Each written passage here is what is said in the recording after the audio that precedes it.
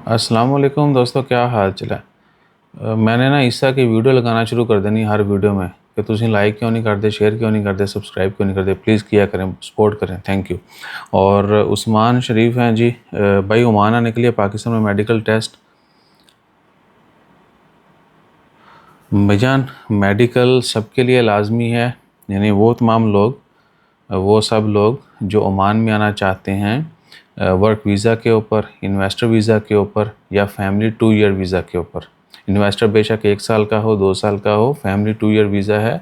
और बाकी work visa जो है, अगर अपने इन वीज़ों के ऊपर आना है ओमान में, तो आपने पहले अपने मुल्क में मेडिकल करवा के गैमका जो अप्रूव्ड सेंटर्स हैं वहाँ पे आपने मेडिकल करवाना है, वीज़ा मेडिकल। वो आपने इधर ओमान में अपने स्पॉन्सर को भेजना है, उसके बाद आपका वीज़ा इशू होगा और फिर इधर आके भी मेडिकल होता है, ठीक है ना।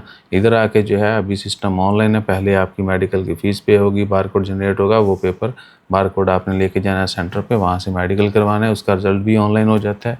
रिपोर्ट हार्ड कॉपी लेनी चाहें तो ले लें, नहीं लेना चाहें तो आपको सॉफ्ट कॉपी भी मिल जाएगी। और उसके बाद क्या है कि फिर आपका वीज़ा अप्लाई होता है, फिर आपका लेबर कार्ड बनता है। तो मेडिकल लाजमी है। और जो लोग इधर विज़िट पे आते हैं, आजकल चूँकि वीज़ा चेंज नहीं हो रहे, तो वो इधर आते हैं, जो भी जितने भी दिन उन्होंने रहना वो रहते हैं और फिर वो यहीं पे मेडिकल करवा के एग्ज़िट चले जाते हैं, क्योंकि वीज़ा उनका तब अप्लाई होना है। फिर जो इधर विज़िट पे आके मेडिकल कैसे होगा, उनका ऑनलाइन कुछ नहीं होना, उन्होंने सेंटर पे जाना है, वीज़ा के लिए मेडिकल करवाना है पुराने तरीके के तहत। उसके बाद वो मेडिकल रिपोर्ट दे देनी अपने स्पॉन्सर को, वो एग्ज़िट जाएंगे। स्पॉन्सर उस मेडिकल को जिस तरह पुराने तरीके से होता था, वो सारी वेरिफिकेशन चेकिंग के बाद, रजिस्ट्रेशन के बाद वीज़ा के लिए सबमिट करेगा, ठीक है जी। और जो लोग ऑलरेडी इधर हैं उनका वीज़ा रीन्यू होता है, तो उनके लिए मेडिकल जो है वो सारा A to Z online system पड़ा है, ठीक है ना। ये थोड़ी सी गुत्थी है, तो समझ जाइएगा कि अगर आप विज़िट पे आते हैं तो आपका पहले से कुछ भी ऑनलाइन नहीं होना, क्योंकि आप जब तक ओमान में हैं आपका वीज़ा अप्लाई नहीं होगा, प्रोसेस स्टार्ट नहीं होगा।